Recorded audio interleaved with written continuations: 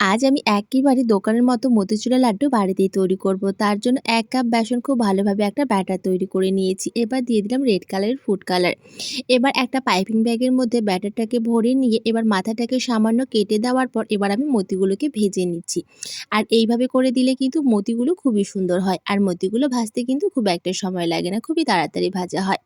একইভাবে সমস্ত মতিগুলোকে ভেজে নিয়েছি। এবার একটা চিনি শিরা তৈরি করছি। তার জন্য ২ কাপ চিনি, ১ কাপ জল দিয়ে দিচ্ছি রেড কালারের ফুড কালার। চিনি শিরাটা যখন হয়ে যাবে তখন এর মধ্যে আমি মতিগুলোকে দিয়ে দিলাম। এবার দিয়ে দিচ্ছি কিছুটা ড্রাই ফ্রুট। এবার শুকনো করে রান্না করে নেওয়ার পর একটা থালাতে আমি ঢেলে নিলাম। এবার একটু ঠান্ডা করে নেওয়ার পর আমি লাড্ডুর শেপ দিচ্ছি।